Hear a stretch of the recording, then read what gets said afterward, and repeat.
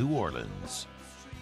Backyard assignment for our guy every Monday who joins us here on Off the Bench. Former beat writer for the LSU football program over at The Advocate and Advocate.com, and now picked up by the national writing agency Sports Illustrated down in Baton Rouge. And a Mississippi State grad, right? Yes. So, yeah, we got a little conflict of interest here for Ross. Deli, good morning. How are you? Good morning. How are y'all? Doing all right. How was the weekend in Baton Rouge? It was good. I had my old college roommates from Mississippi State staying with me, so it was. I didn't get a whole lot of sleep, but it was good, man. It was fun. It was nice it's nice to be home for back-to-back weeks now, and probably the next 2 weeks too. So yeah, it's good when your team in which the city you live is not just relevant, nationally, but top five. Yeah. You get to stay home a good bit if you're a national writer. How much does LSU feel like a top five team this morning as somebody who looks at college football through a national lens? Well,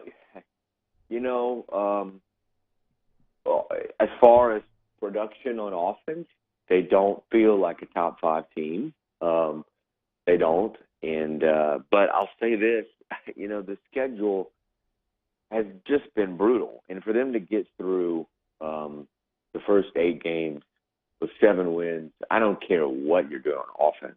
It's incredible. Yeah. I mean, I don't care how poor you are statistically and how the lack of production. You're winning. You won 7 of 8 games. 4 of them, I believe, 4 or 5, right, came against teams ranked in the top 25 at the time, and all but 1, I believe, are still ranked in the top 25. I mean, it's really impressive what they managed to do. But no, they don't necessarily feel like a top 5 just because of the offensive production. And you look at the other top 5 teams, right? And there's a huge difference in offensive production in LSU and then everybody else.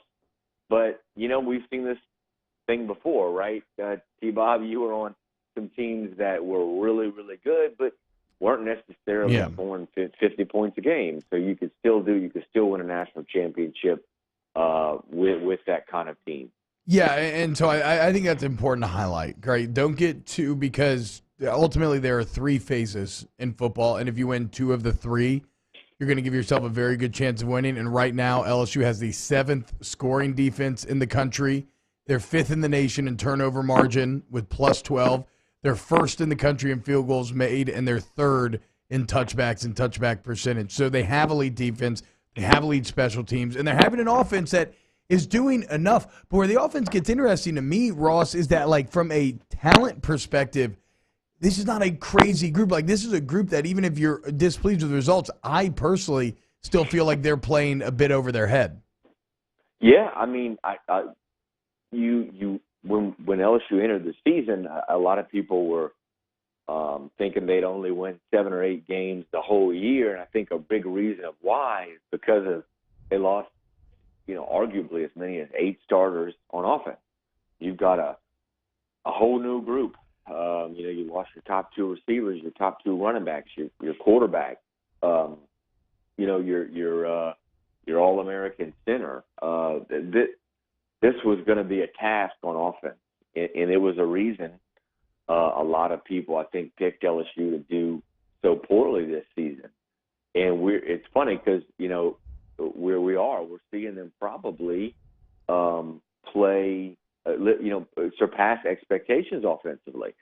But they're doing so well overall that you have to, right? We all in the media, we have to point to some weakness. And we look to the offense and its production, but really, you brought up a great point. I mean, this is an offense that lost 8 starters and probably in a lot of ways is exceeding expectations. Now, Ross, let's just dive into the main event here. We could talk about other elements of the game, but obviously the national storyline and the one that will be discussed over the next 2 weeks is Devin White, the targeting call, and it comes on a week in which is a similar hit in Alabama game that is not called. What is your read on the Devin White targeting call?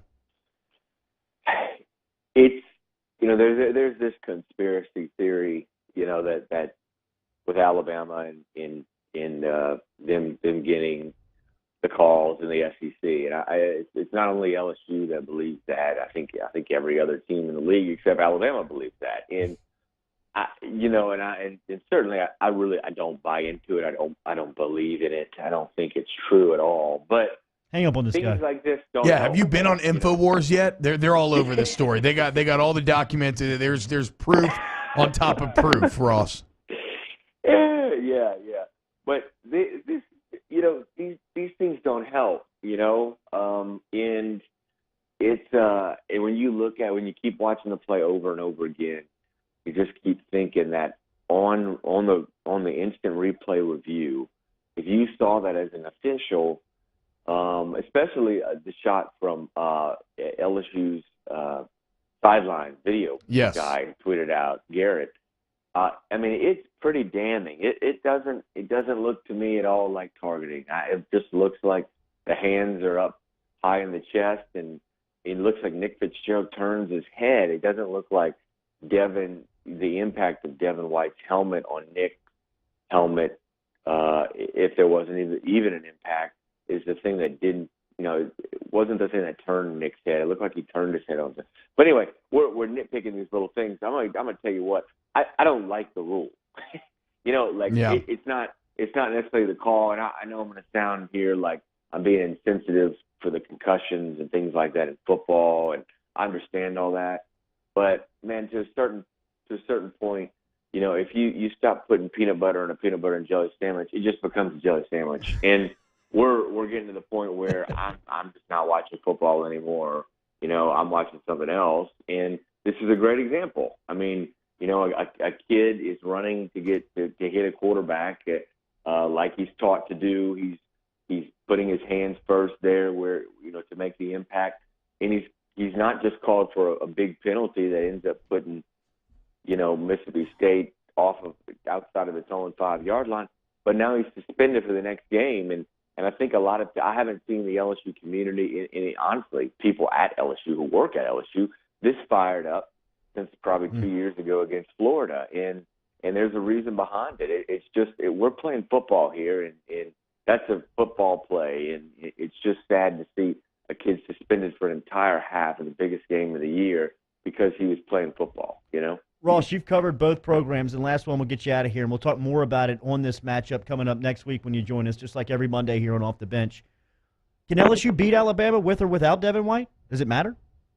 Yeah, that's a great point. It's funny, my college roommates who were staying with me, one of the things they asked when I was doing some work on the Devin White stuff yesterday is, does it really matter? Like, is LSU really going to beat Alabama? And it's a good question because I don't think so. And they certainly have a better shot, and maybe it means being down a little bit at half to being down a little more at halftime, maybe. But I don't know if anybody's beaten Alabama. That's the thing. It's not just LSU.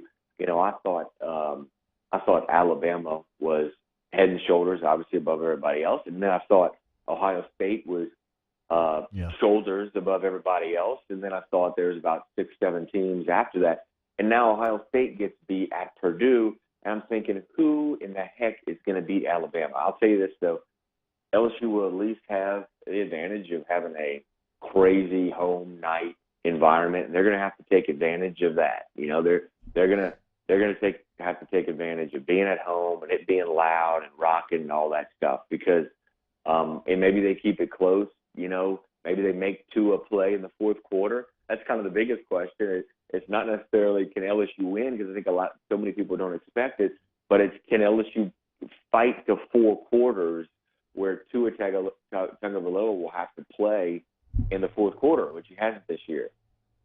Ross Dellenger every Monday with us right here on Off the Bench at SI Now on Twitter or at Ross Dellenger. Follow all of his work there and catch him Monday mornings here on OTB. Thanks, man.